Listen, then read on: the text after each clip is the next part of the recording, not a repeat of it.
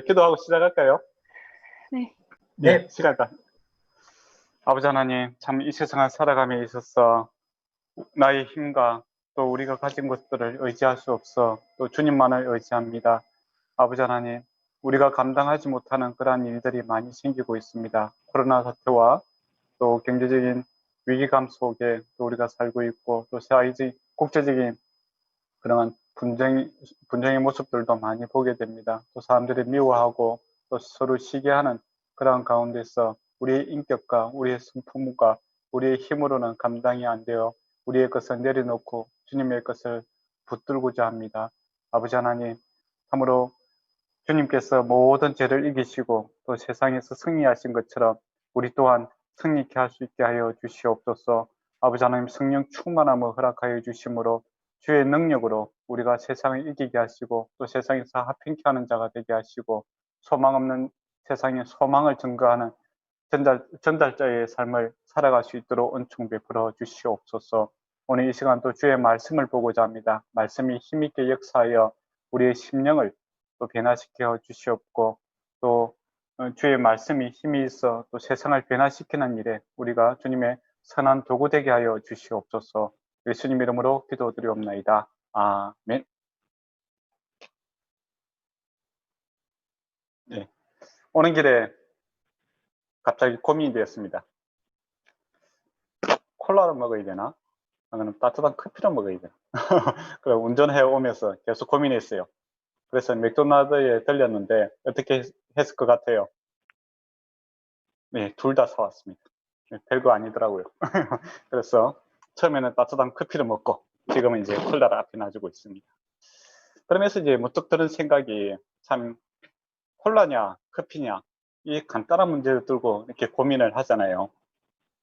그런데 우리가 또 코착되어 있는 그 죄의 모습들에 대해서는 전혀 고민하지 않고 너무 쉽게 제 생활에 또 이렇게 젖어 살고 있다라는 생각을 합니다. 그러다가 또 하나님께서 또 양심에 또 심령에 이제 찔림을 주시면 그때서야 또 회개하고, 아, 내가 왜 그랬을까? 또 가볍게 회개하는 그런 모습을 볼 때 우리가 이제 지난 시간에 이야기했던 바리새인이 저 멀리 있는 것이 아니라 저의 모습 속에 있지 않나라는 생각을 해봤습니다.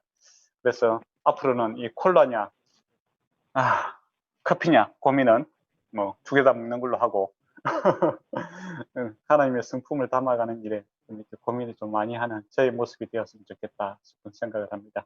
저만 그렇게 살아요. 여러분은 좀 잘 살고 있는 걸로 제가 믿고 있습니다. 오늘 하나님의 말씀은 마태복음 4장 보도록 하겠습니다.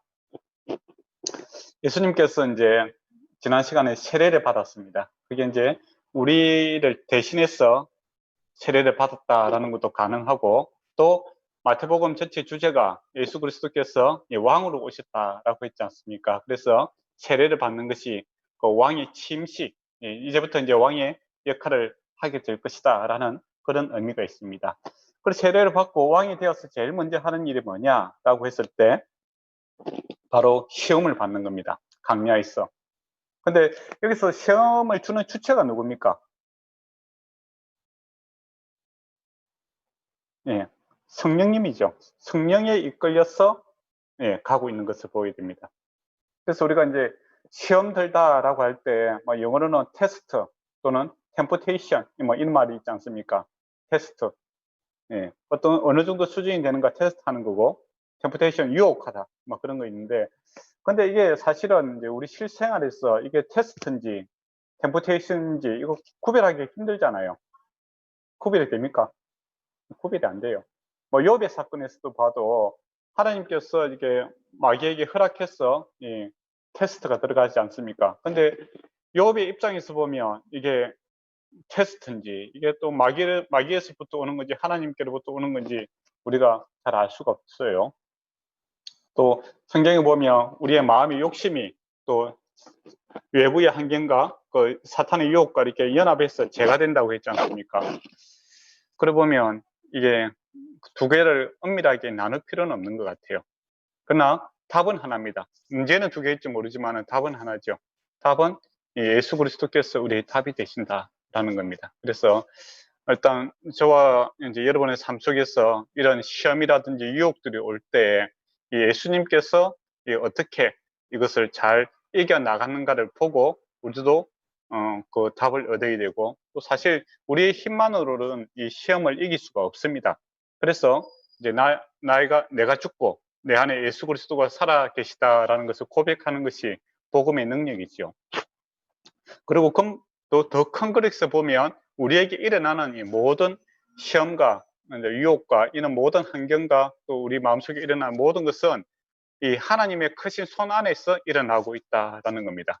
그러니까 이 예수님께서 광야에서 그 시험을 받으시는데 이게 성령에 이끌려서 이 일이 시작되고 있다라는 겁니다. 그러니까 예수님이 그 시험 받을 때도 그 성령에 의해서 성령 하나님의 큰 그릇 안에서 이루어지고 있다라는 것이고, 저와 여러분의 삶 속에서도 뭐 아무리 어려운 힘든 상황이라도 주께서 함께 하고 계시다라는 겁니다. 그래서 어떤 순간이든지 좋을 때나 나쁠 때나 기쁠 때나 힘들 때나 어떤 순간이든지 이 하나님이 찾는 것이 근본적으로 이 문제들을 해결하는 방법이다라는 것을 생각했으면 좋겠습니다.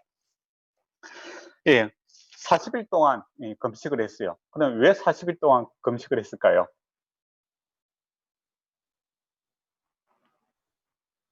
항상 질문합니다.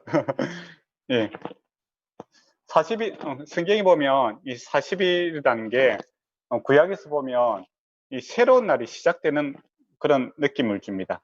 모세도 40일 동안 시내산 위에 있다가 내려왔지 않습니까? 그리고 이스라엘 백성도 40년 광야 생활을 하고 그 가나안 땅에 들어가죠. 그래서 40이라는 이 숫자가 옛날 세상이 끝나고 이제 새로운 세상으로 넘어가는 이제 그런 통일감 있는 소위 성경 상징주의라고 하는데 그런 의미로 또 쓰이고 있습니다. 그리고 모세가 40일 동안 그 시내산에 있었고 또 이스라엘 백성이 40년 동안 광야에 있었던 것처럼 예수 그리스도께서 그 옛날 모세와 그리고 또 이스라엘 백성을 대표하는 대표성을 가지고 이 시험을 당하고 있다, 이렇게 보시면 될 것 같습니다. 근데 이제 이스라엘 백성들과 그 예수님의 그 모세의 이제 모세의 역할을 하고 있는 그런 모습을 이제 볼 수 있겠죠. 그래서 40일 밤낮으로 금식하고 이렇게 시험을 하시는데 예수님은 이제 우리 결과적으로는 승리하십니다. 근데 이스라엘 백성은 어떻습니까? 계속 원망 불평을 하지요. 그런 모습들이 나타납니다. 그리고 그 2세대도, 그러니까 출애굽 2세대, 1세대 말고 2세대도 크게 다르지 않아요. 우리가 민수기를 보면 어려운 상황이 오면 또 원망 불평을 하게 되고, 그래서 불뱀에게 물리는 일이 생기지 않습니까? 그리고 나중에 땅 문제가 생겼을 때 자기들이 이 땅을 더 좀 차지하고 싶어 하는 그런 모습들도 보이고 그런 모습을 보게 됩니다. 그래서 이스라엘 백성들은 그들이 먹고 마시면서 이 광야 생활을 함에도 불구하고 그들의 인간의 연약한 모습 때문에 실패하는 모습을 보여줍니다. 그러나 예수 그리스도께서는 이 굶주린 상황에서 이 극단적인 어려운 상황이죠. 그럼에도 불구하고 예수님은 승리하게 되는 것을 보게 되지요. 그래서 이제 저와 여러분의 힘만으로 이 세상의 유혹이라든지 이 시험을 이기고자 한다라는 것은 교만입니다. 우리는 사실 어떠한 유혹과 그 어려움을 이길 수 있는 그런 존재들이 아니에요. 그래서 구약에서 인간이 얼마나 연약한가를 계속 보여주고 있습니다. 그러나 우리가 이제 신약에서 그러면 늘 신약 시대를 살아가고 지금 시대를 살아가면서 우리는 늘 실패만 해야 되니까 그거는 결코 아니다라는 겁니다. 우리 안에는 이 모든 시험을 이기신 이 예수 그리스도의 영이신 성령이 우리 안에 계시는 겁니다. 그래서 어떤 문제가 생겼을 때 내 힘을 의지하는 것이 아니라 이 성령 하나님, 예수님께 의지함으로써 예수 그리스도께서 승리하신 것처럼 우리가 또 승리할 수 있다라는 것이죠. 그게 그 신약의 그 사도들의 모습이었습니다. 근데 그러면 늘 승리만 하는가? 그건 아니죠. 베드로도 보면 어떻습니까? 그 대중 앞에서 이렇게 멋있는 모습을 보이다가 나중에 그 음식 먹는 것 때문에 외식하는 모습을 보이지 않습니까? 유대인들이 왔을 때 도망가 버리는 그런 모습을 보이게 되거든요. 그래서 연약함도 여전히 존재합니다. 그래서 우리가 이제 신학을 공부하고 신앙을 하면서 깨닫는 게 뭐냐라고 하면, 내 자신이, 또 여러분 자신이 우리가 생각했던 것보다 사실은 더 나쁜 죄인이다라는 것을 알게 될 것입니다. 그러나 동시에 그럼에도 불구하고 하나님의 사랑이 참으로 크다라는 것을 알게 되죠. 그게 우리가 신학을 하면서 이제 배워지는 그런 마음이고 또 바른 자세입니다. 근데 자칫 잘못하면 내가 이기고 내가 승리할 수 있다라는 쪽으로 가면, 내가 배운 이 지식이 나를 승리케 할 것이다 라고 생각하면 번번이 넘어지게 됩니다. 그리고 승리하게 되면 더 큰 문제가 되죠. 교만이 찾아오게 됩니다. 그래서 다른 사람을 이제 쉽게 평가하는 이제 그런 모습이 보게 되는데, 사실 우리가 바른 신학을 하게 되면 내 자신이 참으로 내가 생각했던 것보다 더 죄인이다 라는 것을 알게 되죠. 그러니까 빛이 강하면 어둠에 감춰져 있던 것들이 더 많이 드러나게 되는 겁니다. 그래서 끊임없이 회개하게 되고, 또 그 회개하는 심령에 또 하나님의 은혜가 이렇게 채워지는 것들을 반복적으로 우리가 경험할 수 있는 것이 또 우리 신앙생활이다라는 것을 기억했으면 좋겠습니다.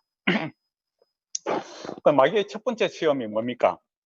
이 돌덩이를 떡으로 만들어 먹어라 이렇게 했죠. 좀 만들어 먹으면 안 됩니까? 배고플 때 능력도 있잖아요. 만들어 먹을 수도 있지. 그게 큰 문제가 됩니까?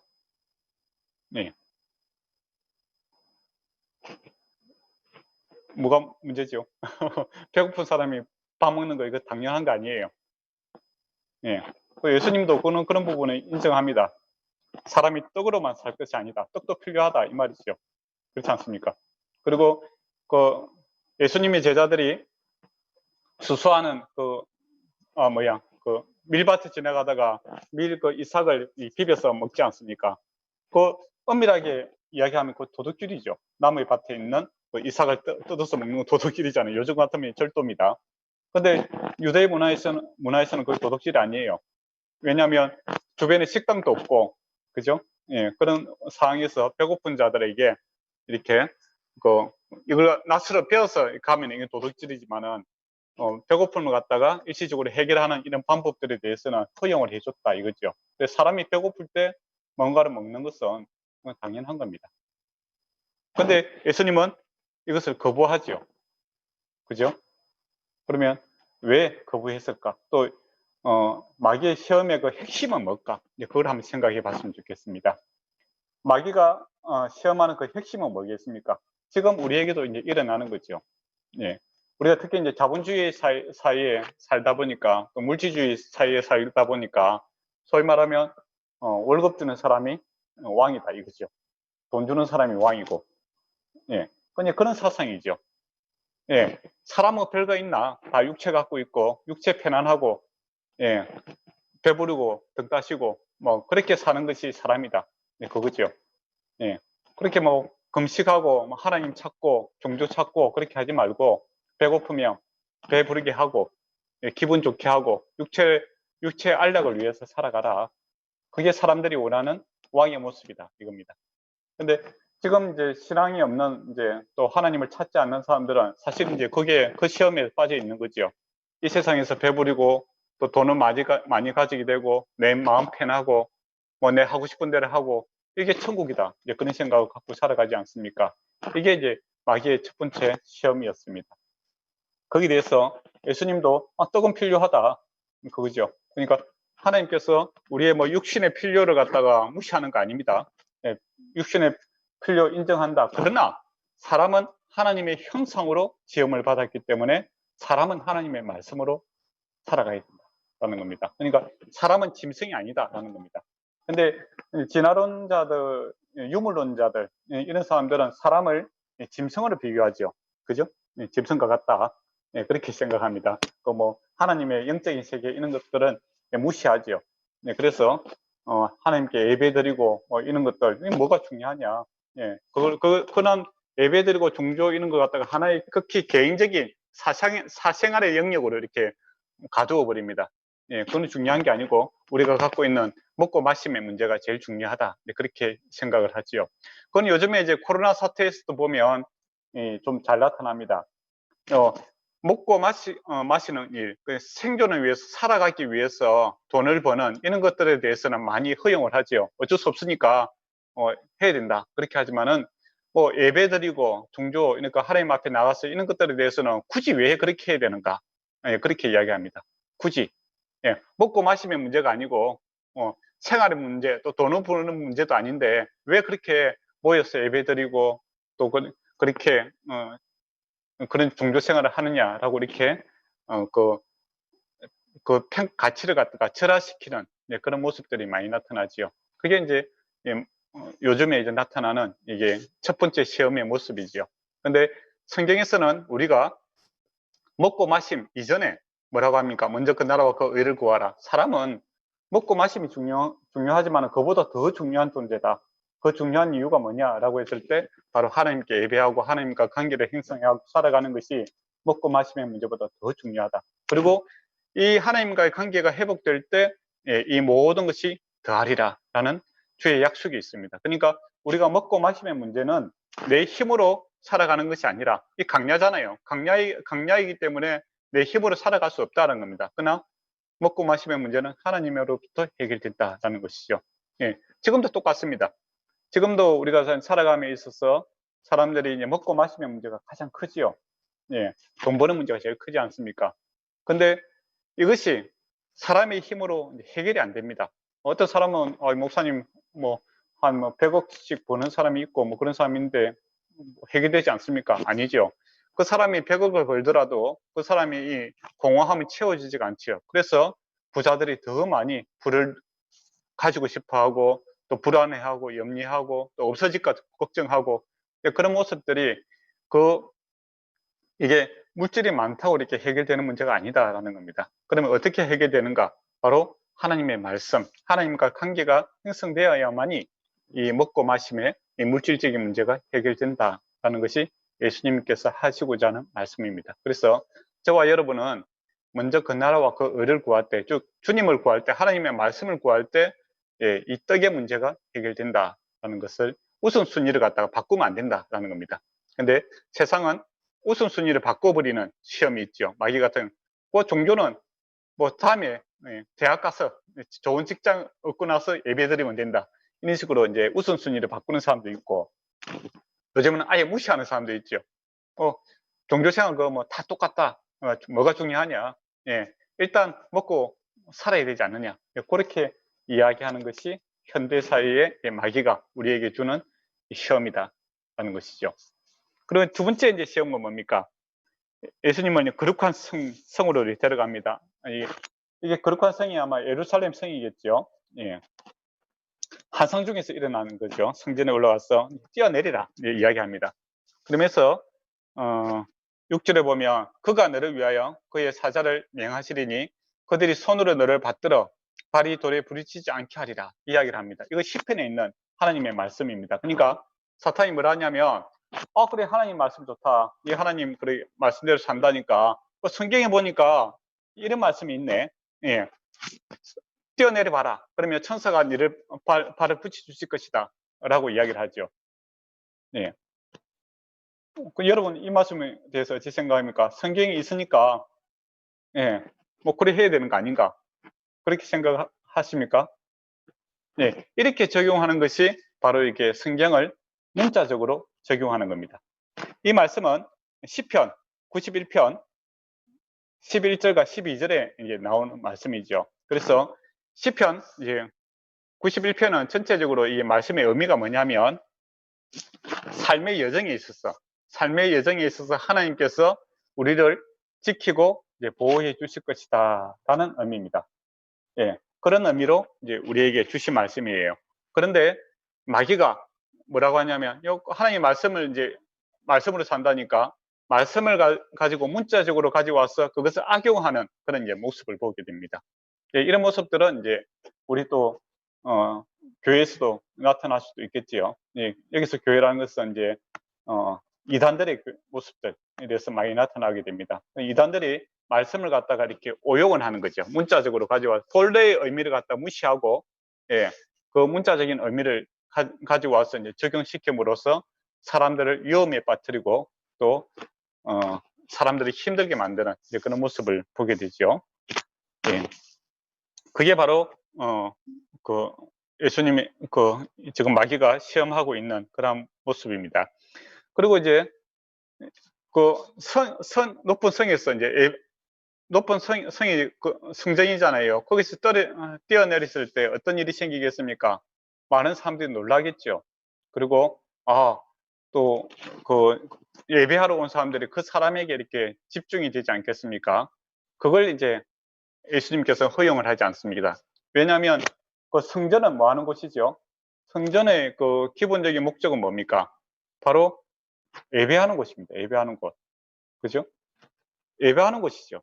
그러니까 성전은 어떤 사람이 집중을 받아서 그의 뭐 능력을 나타냄으로써 그 사람이 인기를 누린다든지, 안 그러면 사람에게 집중하는 곳이 아니라 성전은 바로 예수 그리스도께서 하나님께서 영광을 받으시는 그런 것이 성전의 기본 목적이다라는 겁니다. 그래서 지금도 이제 우리가 이런 시험들이 많이 오지요. 우리가 이제 대중 앞에 서게 되고 또 사람들 앞에 서게 되면 어떤 생각이 됩니까? 자연히 우리가 뭐 육신의 눈을 갖고 있기 때문에 사람들이 나를 어떻게 생각할까? 또 나는 사람들에게 어떻게 보일까? 또 내가 또 대중들로부터 이렇게 좀 인기를 얻고 또 사랑받고 싶은 그런 마음들이 이제 우리에게 늘 존재를 합니다. 그렇지 않겠습니까? 예. 그런 유혹들에서 우리가 이겨야 됩니다. 그렇지 않으면 어떻게 보면 예배가 하나님을 알아가고 하나님께서 하신 것들에 대해서 경배 찬양하는 것이 아니라 나의 즐거움, 또 내가 높임을 받고 막 그런 쪽으로 이제 마음이 쏠리게 되지요. 그렇게 되면 자연스럽게 우리가 이단이 될 수가 있습니다. 그거는 아주 무서운 문제죠. 예. 사모님 사진 말고 우리 민영 형제 사진을 좀 바꿔주세요, 목사님. 사모님 보고 있으니까 제가 좀 무섭네. 잘해야 되겠다 싶은 생각이 들었어. 예. 예. 목사님, 제가 뭐 바꾸는 게 제가 하는 게 아닌 것 같습니다. 그래요? 아마 이게 아마 어쩌면 주님이 정하신 뜻일 수도 있을 것 같아서. 예. 그러면 제가 네. 감사하는 마음을 해드리겠습니다. 사모님 돌아오십시오. 어디 가셨습니까? 네. 어쨌든 저는 또 퇴장하겠습니다. 네. 예. 그리고 이제 이 시험에서 이제 특히 이제 저와 여러분 같은 사역자들이 이 시험에 빠지기 딱 쉽습니다. 예배가 개인의 유익을 위한 또 개인의 성공을 위한 하나의 도구로서 이렇게 변질될 수가 있다라는 것이죠. 그게 이제 가장 위험하죠. 그게 또 하나님의 말씀을 가지고 그렇게 변질된다는 측면에서 사람들이 잘 분별하기가 힘들다라는 것이 더 어려울 수도 있습니다. 그래서 우리가 이제 성경 공부를 할 때 성경 말씀을 하나님께서 말씀하시고자 하는 그 의도를 잘 파악하고 내가 순종을 해야 되지, 내 의도에 맞게끔 성경을 갖다가 짜집기를 하기 시작하면 우리가 이 시험에 빠지게 됩니다. 그래서 내 마음에 드는 것만 전하고 또 내 마음에 들지 않는 것은 작게 이야기함으로써 우리가 그런 두 번째 시험에 충분히 빠질 수 있다라는 겁니다. 그리고 또 이제 목회를 하다 보면 또 교회 사람들을 모이다 보면은 교회에 여러 가지 이제 일들이 이제 필요하지 않습니까? 구제를 한다, 남을 도와준다든지 또 교회를 운영하는 문제에 있어서도 사람들이 이제 이 시험에 빠지기 쉽습니다. 또 건전하지 못한 목사들은 이것을 이용을 하지요. 또 소위 말하면 건축을 한다든지 무슨 일을 할 때 사람들에게 인기 경쟁, 경쟁을 붙여서 이 일들을 해 나가고자 하는 거죠. 그러면 사람들이 다 그런 생각이 있는 겁니다. 내가 좀 더 대접받고 싶고, 내가 좀 더 다른 사람에게 칭찬을 받고 싶고, 저 사람보다 좀 더 나은 신앙인이다 라는 모습을 보이고 싶은 것이 우리의 마음이죠. 그런 걸 이제 이용을 해서 또 교회를 운영하시는 분들이 있습니다. 그런 건 참 위험한 거죠. 이게 바로 마귀의 시험에 이렇게 빠지는 모습들입니다. 그래서 우리가 하나님의 말씀을 바로 이해하고, 또 교회는 오직 하나님이 영광 받으시는 곳이고, 또 나는 없고 내 안에 예수 그리스도가 오로지 살아나는 이것을 이제 집중해야 된다라는 것을 우리가 좀 늘 생각했으면 좋겠습니다. 그리고 이제 세 번째 시험이 뭡니까? 자기한테 경배를 하라고 하죠. 네, 거기에 대해서 예수님께서 사단아 물러가라 라고 바로 이렇게 내치시는 것을 볼 수 있습니다. 예. 그런데 사단이 이렇게 요구하는 그 이제 문제가 많죠, 그죠? 예, 말해보면 내게 경배하면 이 모든 것을 내게 주리라 이야기합니다. 근데 딱 들어보면 이게 좀 잘못된 말이라는 것을 우리가 바로 알 수 있죠. 예, 이 내 모든 것은 뭡니까? 이 모든 것은 하나님의 것이 아니라 하나님 것이지 사단의 것이 아닙니다. 그렇지 않습니까?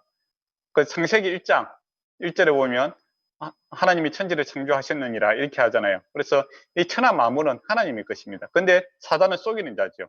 그래서 자기가 이 세상의 주인인 것처럼 이야기를 하고 있다는 겁니다. 그리고 이것을 양도할 수 있는 것처럼 속이고 있죠. 근데 여기에 대해서 성도들이 오해하는 사람들도 있습니다. 네.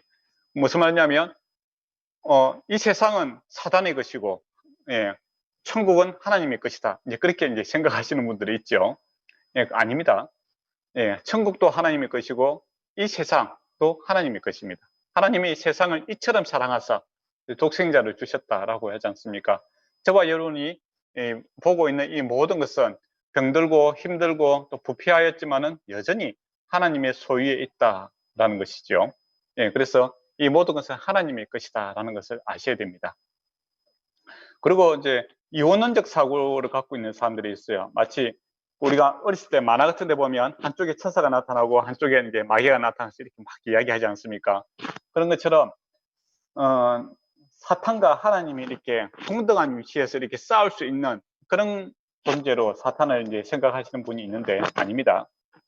사탄은 하나님과 싸울 수, 대적할 수 있는 그런 뭐 동등한 위치가 아닙니다. 하나님은 절대적인 분이고 사단은 천사 중 하나에 불과하지요. 근데 그런 이제 속임으로 자기가 어떤 큰 대상인 것처럼 하나님과 같이 하나님과 동등함 또는 하나님보다 더 위에 있는 그런 존재로 속이고 있는 그런 모습이 사단의 모습이다라는 겁니다. 그래서 사단은 이제 거짓의 압이다라고 우리가 이야기하고 있지 않습니까? 그죠? 네. 일단 사단이 지금 이야기하는 게 틀렸습니다. 그러면 이 시험의 본질은 뭘까요? 네. 우리에게 이제 쉽게 일어나는 거죠. 적당하게 살아가자 이런 거죠. 적당하게. 사단이 이야기하는 것은 나의 세계를 좀 인정해도 이거죠. 굳이 십자가 질 수 있느냐? 질 필요가 있느냐, 네가. 이 세상, 뭐 좋은 게 좋은 거 아닌가? 사람들 그렇게 뭐 제 가운데 있어도 또 때때로는 웃고 즐겁고 이렇게 살아가지 않느냐? 희노애락이 있지 않느냐? 그러니까 나의 세계도 인정해주고 당신의 신앙적인 교회에서 하는 그런 모습도 인정해주고 적당하게 이렇게 살아갑시다. 이제 그렇게 이야기를 하는 거죠. 거기에 대해서 예수님께서는 사단아 물러가라 이렇게 이야기를 합니다. 그리고 주 너희 하나님께 경배하고 다만 그를 섬길 뿐이라. 그래서 저와 여러분이 우리의 마음이 뭐 적당하게 살아가는 이런 걸 원치 않습니다. 사단은 항상 적당하게 살아가기를 원하죠. 하나님 다 뭐 너무 사람이 하나님만 인정하고 살아가면 되는가? 막 적당하게 자기 또 인간다운 모습으로 죄도 좀 짓고 그렇게 살아가면 되지 않느냐? 뭐 세상에 죄 안 짓는 사람이 어디 있느냐?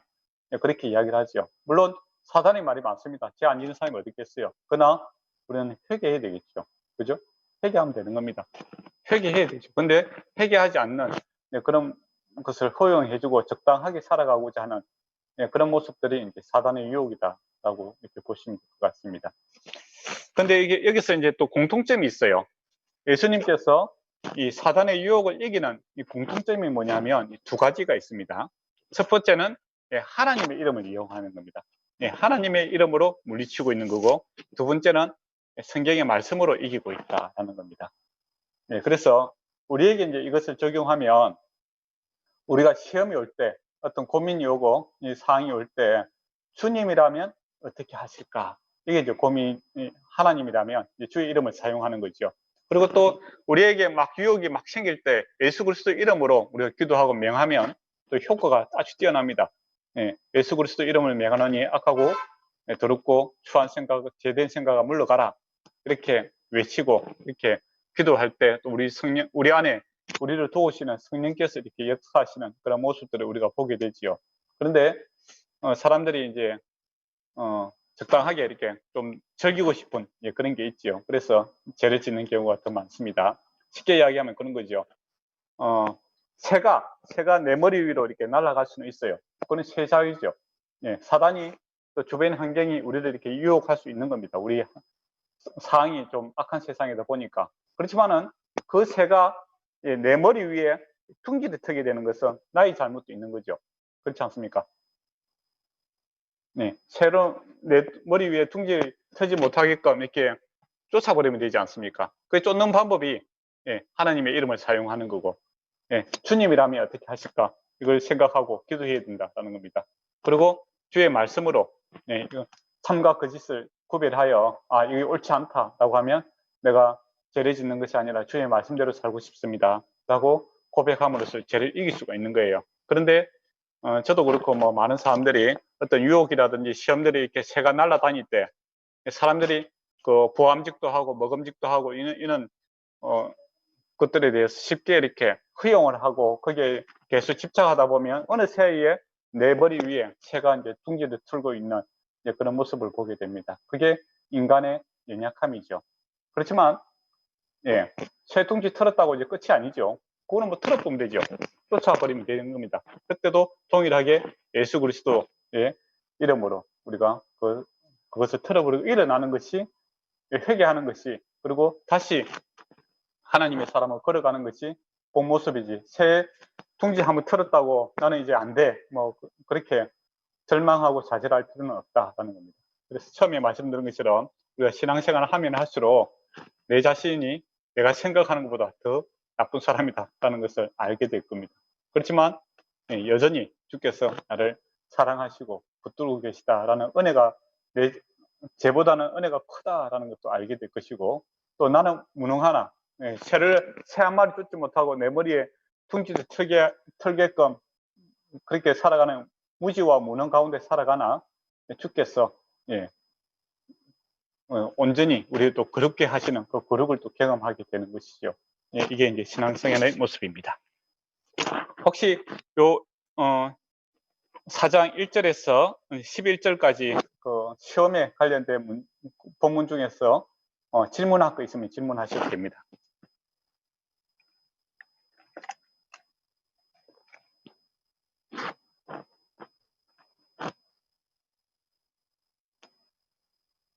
저 하나 물어봐도 됩니까? 예, 하나만 물어보세요. 11절에 그거 마귀는 예수를 떠나고 천사들이 나와서 수종드니라 하는데 그 수종드니라가 그냥 단순하게 수종을 들었다라고만 해석을 하면 되는 건가요? 네, 그래서 돕고 있다 이렇게 보시면 안 되겠습니까? 또 왕이니까 지금 마태복음이 예수 그리스도께서 왕으로 있으니까 천사들이 이거 돕는 그런 모습으로 그리고 있는 거죠. 네. 그리고 영적인 세계에서 천사들은 늘 하나님께 예배하고 돕는 그런 모습으로 나타납니다. 그리고 좋은 질문하니까 바로 또 생각이 나네요. 이 예수 그리스도께서 이 시험 당하는 것이 여기서만 한 번만 있는 것이 아닙니다. 예수님께서 태어났을 때부터 돌아가실 때까지 마귀의 시험은 계속적으로 이렇게 나타납니다. 네. 우리도 이제 그렇죠. 한 번 시험에 이겼다고 끝나는 것이 아니라 죽을 때까지 일어나죠. 그리고 지금은 예수 그리스도의 시험이 있지 않습니다. 왜냐하면 십자가에서 죽으시고 온전히 승리하셨기 때문에 이제 더 이상 시험을 이제 끝나는 겁니다. 그래서 저와 여러분도 죽을 때까지 이 본질적인 이 세 가지 시험이 우리에게 계속적으로 이렇게 다가올 겁니다. 그 옷은 이제 그때마다 바꾸어 입고 이제 오겠죠. 그렇지만 본질을 딱 보면 이 문제들입니다.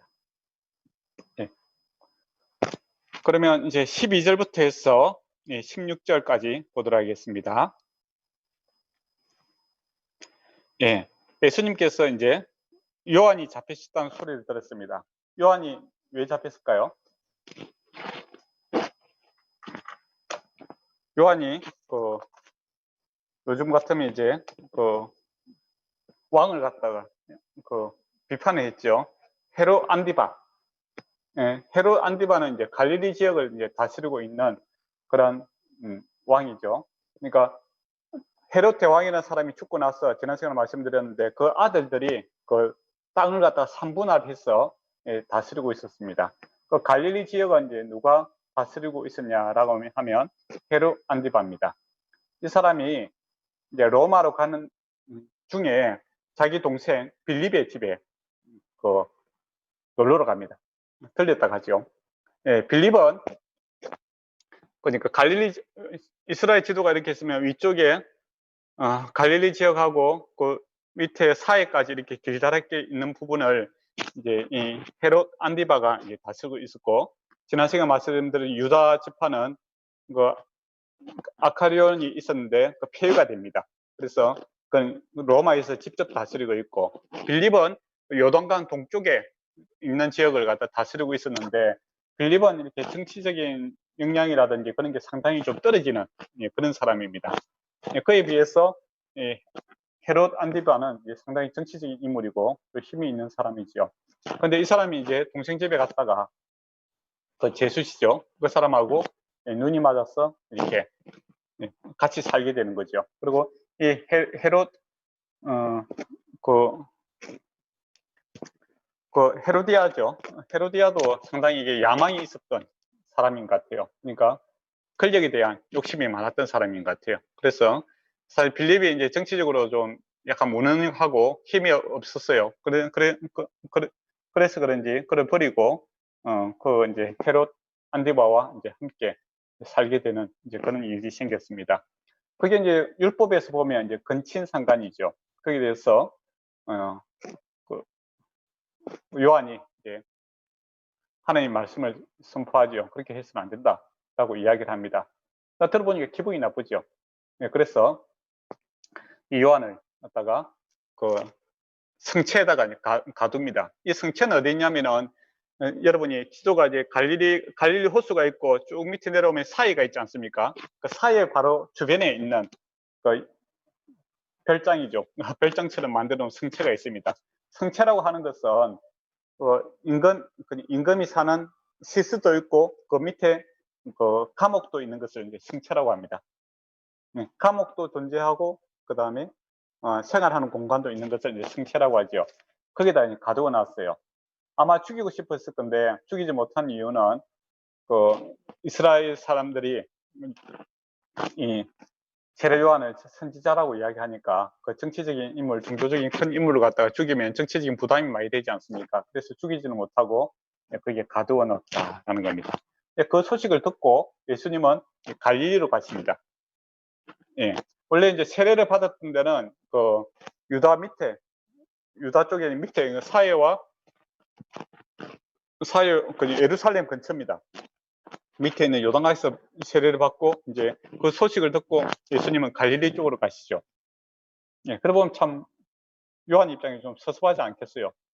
예, 당신은 흥해야 되겠고 나는 세야 되겠습니다. 이제 그렇게 이야기했는데, 그럼 나는 또 하나님 말씀대로 하고 또 율법을 선포했는데 어떻게 되겠습니까?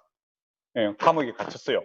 그러면 인간적으로 의리적으로 한번 방문을 한다든지, 안 그러면 석방 운동을 좀 한다든지 그렇게 해야 되잖아요. 안 그렇습니까? 근데 예수님께서 사역하러 갈릴리 쪽으로 더 멀은 데로 가버렸잖아요. 여러분이 요한이라면 어떻게 하겠어요? 사람 그리 안 봤는데 말이야. 예. 그리 마음 안 들겠어요. 예. 예수님이 왜 그러면 갈릴리로 갔을까요? 요즘 같으면 이제 뭐 석방 운동이라도 하고 뭐 그리 하지 않고, 예. 예수님의 사역의 목적이 분명했기 때문입니다. 예수님께서 이 땅에 오신 것은 하나님의 나라를 성취하는 그 구원에 대한 그 사역이 목적이 분명하기 때문에 그것이 우선이었다라는 것이고, 또 요한도 여기에 대해서 섭섭하게 생각하지 않는 이유는 자기가 그 하나님 말씀을 그 헤로데에게 이렇게 증거하고 있는 것도 내가 뭐 부귀 영화를 누리고 다른 사람에게 인정받고자 하는 것이 목적이 아니라 하나님의 말씀이 온전히 성취되고 또 하나님 나라가 흥해지는 것이 그 그 본질적인 그 모습이기 때문에 거기에만 집중하고 있는 것을 보게 됩니다. 그래서 우리도 이제 사역하다 보면 인간적으로 보면 좀 섭섭할 수가 있을 때가 있겠죠, 그죠? 사람 그리 안 봤는데 이제 그렇게 생각할 수가 있습니다. 그러나 그 이전에 우리가 하나님 나라와 의가 더욱더 확장되고 또 발전되는 일에 된다면 나의 그 인간적인 그 섭섭함이라든지 그런 것을 좀 내려놓는 것이 진실된 그런 신앙인의 모습이다라는 것을 우리가 좀 기억했으면 좋겠습니다. 그래서 어떤 일이 있든지 주의 나라가 흥해진다면 나는 새할 수 있다. 이에 대한 진실한 고백이 세례 요한이 말뿐만 아니라 그 삶 자체가 이렇게 나타나는 것을 우리가 볼 수 있겠죠. 그러다 보면 이제 저도 그렇고 여러분도 그렇고 이제 교회 생활을 하다가 우리가 나이가 들 수가 있어요. 세월이 가면 나이가 듭니다. 지금은 저도 좀 이렇게 피부가 좋지만은 한 또 시간이 흐르면은 이 화면에서 보기 좀 힘든 얼굴이 될 수가 있습니다. 그 때문에 이제 주변에 이제 목사님 좀 그만하시죠. 이제 그렇게 되겠죠.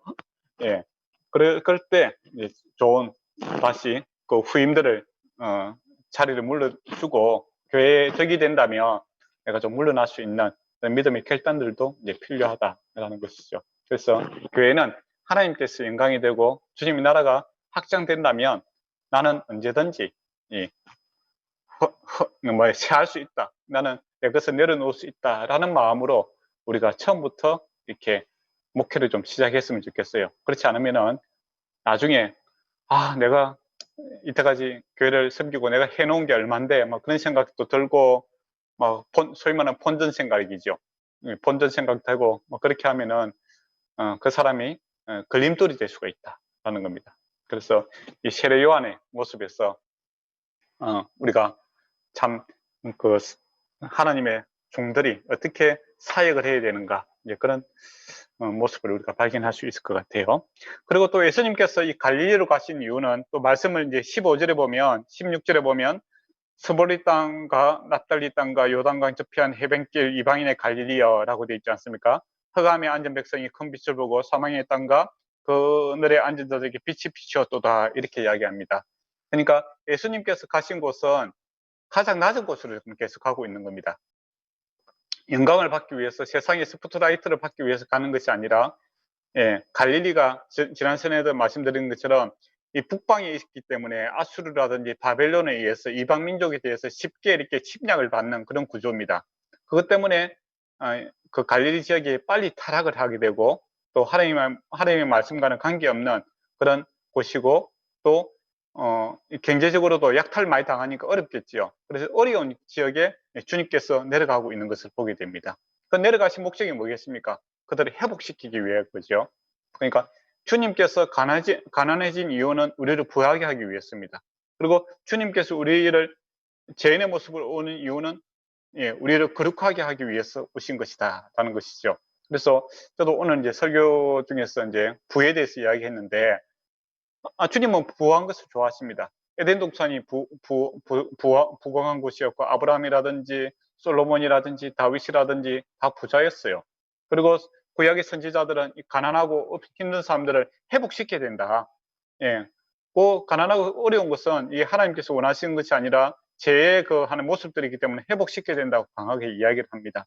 즉 저와 여러분이 하나님께서 주신 뭐 부라든지 능력이라든지 뭐 인기라든지 이런 걸 가지고 내가 누리고 내 마음 나만을 위해서 살아가고 그것에 또 집착하여 그것을 더 모으기 위해서 살아간다면 그거는 병이죠. 그거는 죄입니다.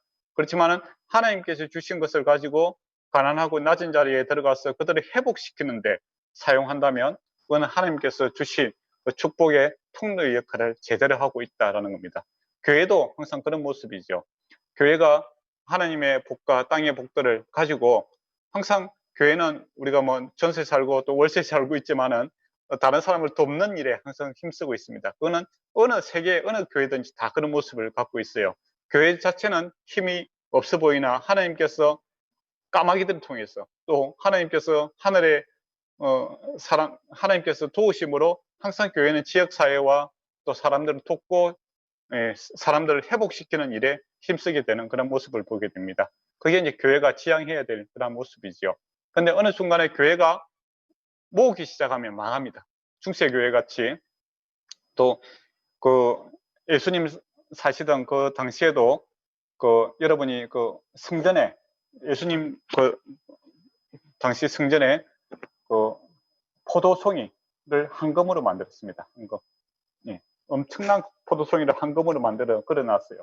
하나님께서 제사장들은 이제 그런 걸 통해서 뭐 축복이라든지 또 사람들의 또 그 뭡니까 그 경배를 받고 싶은 그런 게 있었겠죠. 하나님께서 그 사실은 그 주시는 이유는 뭐겠습니까?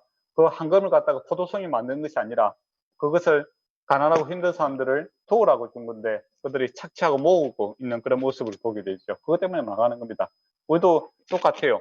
우리 하나님께서 저와 여러분에게 축복하심으로 여러분이 부자 되기 수도 있고 능력을 가질 수도 있고 또 다른 사람들도 많은 지식을 가질 수가 있습니다. 그러나 이것을 내 자신만을 위해서 쓰게 되고 또 이것을 모르는 데만 관심이 있으면 그거는 곧 망하는 길이에요.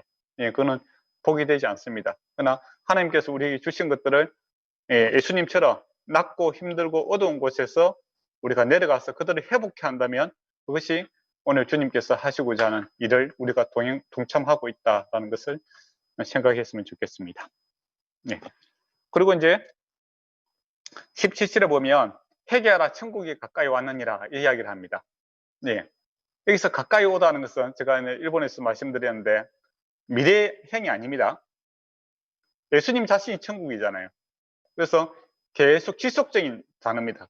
장마에 이제 비가 오듯이 계속적으로 오고 있다 이 말이죠. 네. 예수님께서 천국이기 때문에 회개하면 천국이 오신다라는 겁니다. 그거는 지금도 동일합니다. 그래서 파루시아, 이제 예수님이 재림이다 이렇게 할 때 절대적인 재림이 있습니다. 우리가 마지막 날 주님이 오시는 게 있죠. 그 재림입니다. 그리고 신학적으로 보면 지금도 주님께서 오십니다. 어떻게 오십니까? 그리스도의 영으로 오시죠. 성령으로. 그래서 지금도 예수 믿는 사람들이 생기고 있다라는 것이죠. 네, 그게 이제 지금도 우리에게 임하시는 그 천국이 우리에게 임하고 있는 모습입니다. 혹시 여기까지 말씀한 것 중에 질문한 거 있으면 질문하십시오. 없습니까? 그러면 18절에서 22절 보도록 하겠습니다. 예수님께서 이제 제자들을 이제 부르고 있습니다. 근데 이게 특징이 좀 있죠. 형제들을 부르고 있습니다. 베드로와 시몬, 베드로를 하는 시몬과 그의 형제 안드레. 그러니까 베드로와 안드레는 형제지요. 그리고 그들이 일하는 곳에서 작업 현장에서 이제 부르고 있다라는 겁니다. 이게 이제 두 가지 특징이라고 할 수 있을 것 같아요. 그런데 예수님께서 왜 형제들을 불렀을까요? 형제 아닌 사람도 불렀는데 이제 기록할 때는 형제들을 불렀는 거예요. 예, 예.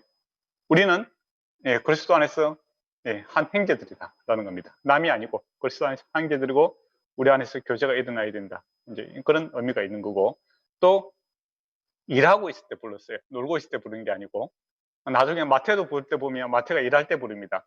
즉 우리는 사역자들로 부르고 있다라는 겁니다. 예수 그리스도의 제자들은 다 한 형제요 자매고 또 우리는 일하는 사람들이다라는 것이죠. 그래서 일하는 사람에게 중요한 건 뭐겠습니까?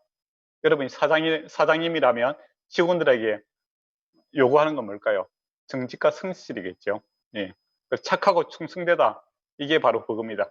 예. 우리는 하나님의 콜링을 받은 사람들인데 우리가 다 형제로서 부름을 받았고, 예. 그래서 우리는 주님만 섬기면 되는 것이 아니라 주님도 섬기고 우리가 또 형제로서 교제하는 그런 모습도 있어야 됩니다. 그리고 우리는 일하는 자로서 부름을 받았기 때문에 착하고 성실하게 우리에게 주어진 일들을 찾아가야 된다라는 의미가 이 두 가지 의미가 포함되어 있습니다. 그리고 23절에 보면 예수님께서 하시는 일을 보면 가르치고 복음을 전파하고 콘치시더라 이게 되어 있죠. 네, 그러면 우리가 교회가 해야 될 일들이 이제 여기서 나타나는 겁니다. 교회는 뭐 하는 곳입니까? 네, 여기 대해서 한번 이야기 좀 해줬으면 좋겠는데 교회는 뭐 하는 곳일까요? 가르치는 것. 예, 가르치는 곳. 또 복음 전파. 또 하나님 찬양하는 곳. 좋습니다. 예배하는 곳. 또 뭘까요? 교제하는 것. 좋습니다. 또 손가락이 5개인 이유는 5개 있다는 거죠. 예. 예. 내 이웃을 내 몸과 같이 사랑하라. 우리가 또 고치고 회복시키는 일이잖아요. 그죠? 그래서 교회는 첫째, 예, 하나님을 사랑하는 것, 그러니까 예배하는 것이 교회입니다. 그죠?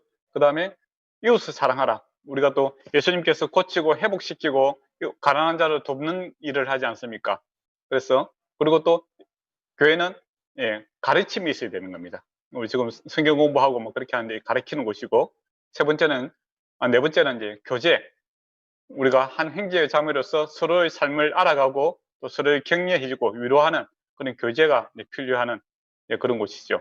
그리고, 예, 복음을 전가하는, 예, 전도의 삶이. 전도와 선교는 다른 게 아닙니다. 어떤 사람은 전도 선교를 갖다가 뭐 크게 이야기하면 내 지역사회에서 하는 것은 전도고 그 외국으로 나가는 선교다 이렇게 이야기하시는데 사실은 같은 의미입니다. 그죠? 예. 우리가 이제 성경적으로 땅끝이다 라고 할 때, 예, 땅끝이다 라고 하는 것은 지역적인 의미보다는 바로 내 옆에 믿지 않는 사람이 있으면 그것이 바로 땅끝입니다. 네. 그리고 이제 성경에서 땅끝이다 라고 노는 이제 그 표현들은 지중해가 요렇게 있잖아요. 그죠? 지금은 이제 그 스페인, 그 당시 사람들은 스페인이 땅끝이라고 생각했어요. 그래서 사실은 이제 더 큰 세상이 있었던 거죠. 어쨌든 우리가 믿지 않는 사람들에게 복음을 전하는 이 일을 또 해야 된다. 이렇게 볼 수 있습니다. 그래서 교회는 이 5가지 일들을 하는 곳이다라는 겁니다. 그래서 한 곳에 너무 치중되는 것은 옳지 않습니다. 우리 교회는 선교만 한다. 그건 옳지 않아요. 교제도 해야 되죠. 예배도 드려야 되고. 우리 교회는 가르침이 한다. 그건 아니고. 예, 이 5가지가 이제 좀 균형 있게 잘 유지되는 것이 이제 건강한 교회다 이렇게 볼 수 있겠지요. 그래서 교회의 재정도 이 5가지 목적에 의해서 이제 좀 사용돼야 된다라는 겁니다. 그래야 재정이라든지 또 우리가 쓰는 시간이라든지 이런 것들이 목적 없이 쓰이지는 일들이 없도록 해야 되는 거죠. 그러니까 낭비냐 투자냐 이제 그런 말이 있지 않습니까? 우리가 할 때 돈을 쓸 때, 예, 목적이 있으면 목적이 있는 것에 하는 것은 투자입니다. 그죠? 그러나 목적이 없이 쓰여지는 것은 낭비죠. 예, 교회에서 일어나는 일도 똑같습니다.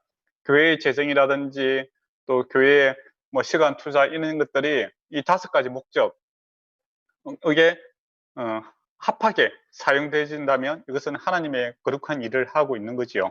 그러나 이런 목적 없는 하나님과 관계없는 예수님께서 하신 일과 관계없는 것에 우리가 이런 것들이 사용되고 있다라고 하면 우리는 하나님이 주신 것들을 좀 잘못 사용하고 있다라고 이렇게 보실 수 있을 것 같습니다. 그래서 늘 이런 고민, 특히 교회 지도자들은 이제 그런 고민들을 해야 됩니다.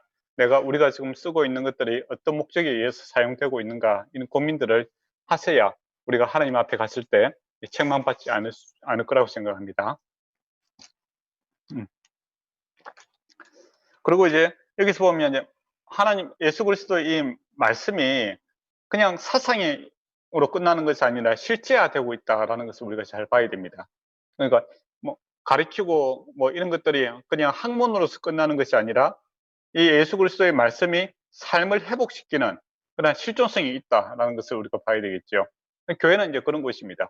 교회는 학문만 하는 것이 아니라 삶이 변화되는 그런 곳이고, 또 말씀을 배우는 이유는 말씀을 배운 지식적인 충만, 또 지식적인 그 삶에 대한 즐거움으로 끝나는 것이 아니라 바로 삶을 변화시키는 그런 그 역동성이 있어야 된다는 것이죠. 그러면 5장으로 넘어가도록 하겠습니다. 네. 5장에 보면 이제 예수께서 무리를 보시고 산에 올라가 앉았으니라고 되어 있죠. 여기서 제가 이제 질문을 하도록 하겠습니다. 우리가 마태복음에는 예수님께서 산에서 이렇게 말씀을 하시죠. 그리고 누가복음은 예수님께서 평지에서 이렇게 설교를 하십니다. 어느 것이 옳은 것일까요?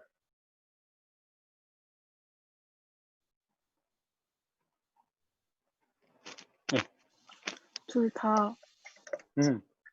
근데 왜 마태는 산이라고 하고 누가는 바다라고 했을까요? 그 평지라고 했을까요? 그러면 우리가 추론할 수 있는 게 예수님께서는 산에도 말씀하셨고 평지에서도 말씀하셨다 이거죠.